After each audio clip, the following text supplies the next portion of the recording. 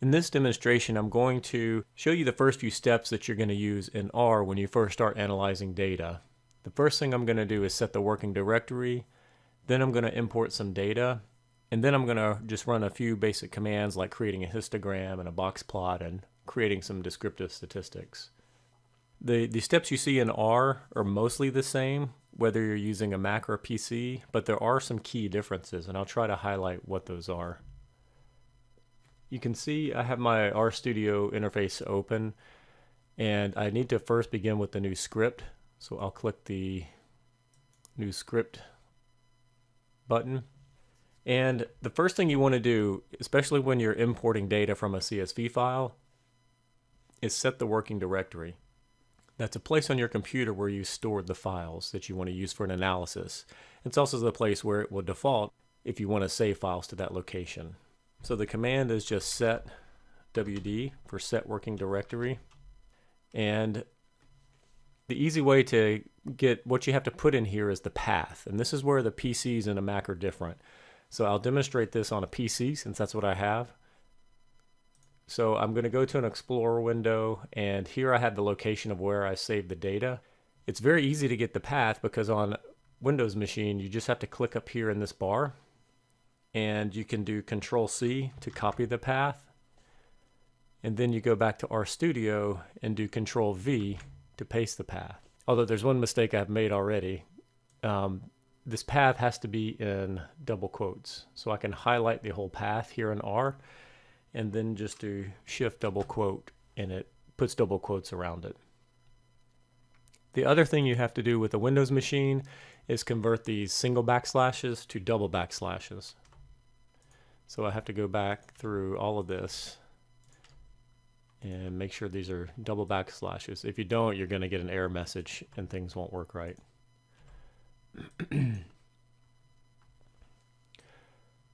All right, so that's the first part. And to run it, I'm just going to highlight the line and click the run button. Or on a PC, I could do Control-R to run the highlighted text. And down here in the console, I didn't get any red messages. If you get a red message, it means there's a mistake and you need to fix the mistake. Now I've set the working directory. So R is going to look in this location for the data file, and it's also going to be the default place of where it saves files. So now I need to read in the data, and here I'm going to read in the Ames housing data. So I'm going to read the data and assign it to an object called Ames. So I type in Ames and then the left arrow, which is two keystrokes, a less than and a dash. And to import, I'm going to type read.csv. That means it wants to read a CSV file because that's what the data are stored as. And to get the name of the file, it's going to be this Ames housing clean.csv file. So if I click on it once and then click again with a pause in between, it'll let me highlight the name of the file, and I'll again do Control-C and go back here, and this time I'm going to do double quotes first and then paste the name of the data file there. And I'm going to type header equals true. That's telling the CSV, the read.csv function, that the first row of data are my variable names. If header were false, there would be no variable names in the data set. All right, and so I'm going to highlight that and do Control-R, and you can see I have no red messages, so everything read in properly. In the upper right hand corner in my environment, you can see the data read in is Ames, and you can click this button and you'll see the structure of the data set. And you can see it has 2,925 observations with 82 variables.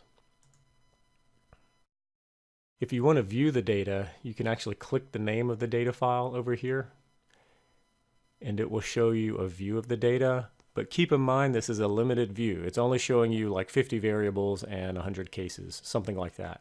So it's not showing you all the variables, and it's not showing you all of the cases. But by viewing it, you can at least tell if things read in properly. And here it looks like everything did. All right, another way to look at this is you could use the names function. So I'm going to say names of Ames. It's a little confusing, but So what this function is doing is just going to give me the names of all the variables in that file. And the one I want to use is sale price. That's going to be the sale price of each house or each living unit. They weren't all houses. And to create a histogram of the sale price, I'm just going to type hist, and then I'm going to paste in that, or even just type sale price. However, this is going to give me an error message. If I try to run this directly, see I get some red text down here that says error. And that's because I've told it the variable name, but I haven't told it which object holds that variable. So what I have to do is actually type the name of the object first, and that's going to be Ames. And I'm going to use this $sign. So that's going to be Ames $sign sale price. And what that means, the reason you have to use that $sign is you can read it as though it's an apostrophe S. So what you're saying is you want to use Ames's sale price. In other words, you want the sale price variable that belongs to the Ames data set. So now if I run it, now that I have it properly calling the variable in the Ames data, if I run it, now you can see I've gotten my histogram. And it's pretty basic, it's using a lot of defaults. I might want to make the x-axis look better. So I'm going to say Ames, I want to change the label of the x-axis. Xlab equals sale price. And you can see it's using scientific notation down here on the x-axis. That's what that 0e plus 00, the 2e plus 0.5. That's scientific notation. So 2e plus 0.5 means move the decimal place 5 places to the right. It's to the right because you have this plus sign. If there were a negative sign, it would mean move it to the left. So if I want to avoid this, I need smaller numbers. So what I'll do is take Ames sale price divided by 100. And all right, so actually let me do it by 1,000, because now I can think of it as it's the sale price in thousands. And you can see it goes from 0 all the way up to 600,000. And the other way I could improve this is by, instead of using frequencies on the y-axis, I can make this a density by using the freq equals false. And so that didn't change anything about the histogram itself. It's just a scaling factor of the y-axis values. And so, but it's often better to not use frequencies, because the frequency counts would increase as you increase your sample size, and we don't want the figure to depend on the sample size.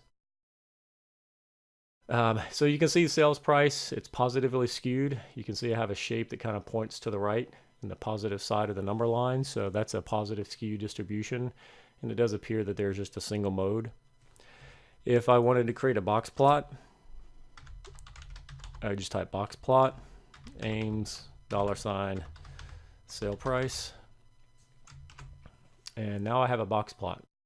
But again, you can see on the y-axis, it's using scientific notation, which is not always that helpful. So I'll divide all the values by 1,000 to make them smaller. And so now it's price in thousands. And maybe I want a label. So, but now that the numbers appear on the y-axis, so it's actually going to be ylab.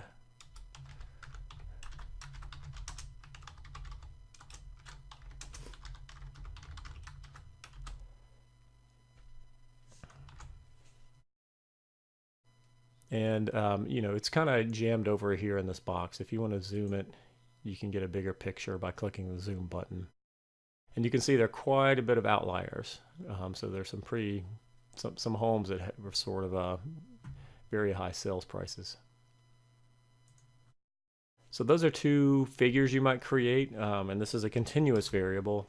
If you want some basic descriptive statistics, if I just want the mean, I can type mean of Ames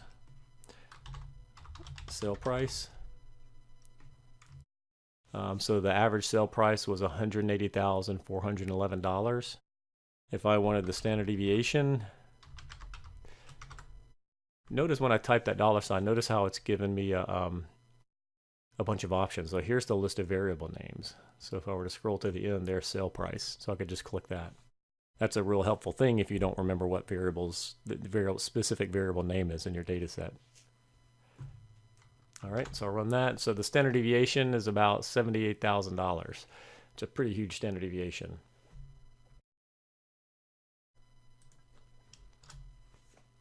Another quick way to get some summary statistics is to type just summary, AIMS, $ sale price.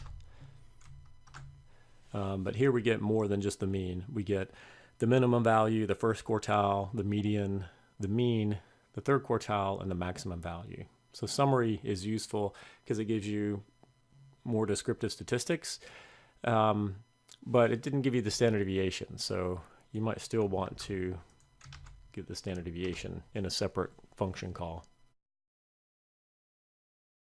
Keep in mind, I think this data set is fairly clean, meaning that there are not many missing values, but if there were missing data, then you need to tell some of these functions how to handle it.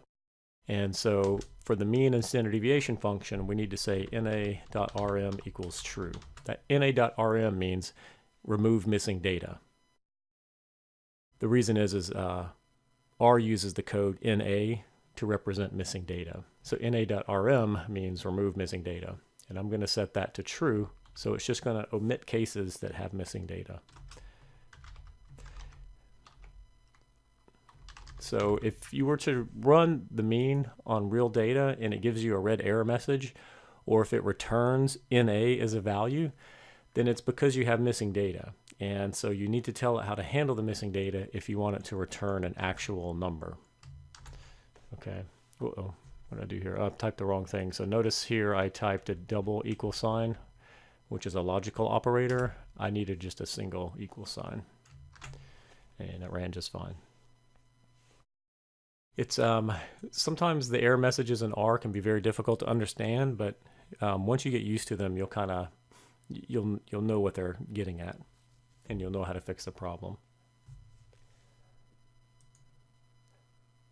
All right, so those are kind of the first steps you would use for setting the working directory and importing data from a CSV file.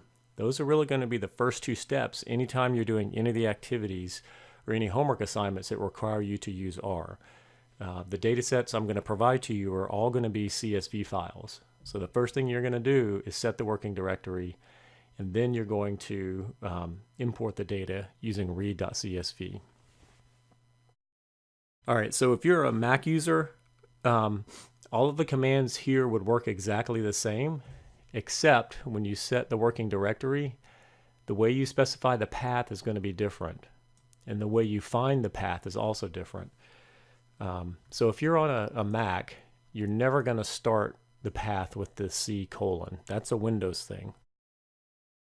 And the other thing is on a Mac, you don't have backslashes. Macs do it the right way. They always have front slashes. So it's going to be something like users, front slash, you know, I don't know. It depends on where you save the data. You know, my data, front slash. It might look like something like that on a PC. Finding the path can be a little difficult on a Mac. I have some instructions that are in a PDF file that is listed for this lesson. Be sure to read that, because basically you have to go into Finder and click on a file and say get info. In doing that, it'll give you the path. So you have to copy it out of that. So it requires a few extra steps on a Mac, but it's once you know the steps, it's easy to do. So keep in mind on a Mac, you're going to be dealing with front slashes because that's the way the file system works on a Mac. Everything else in this file that I've typed here is going to work exactly the same regardless of whether you're using a Mac or a PC. The only thing that's really different is setting the working directory. All right. Well, good luck, and give me a call or let me know if you have any questions. Thanks.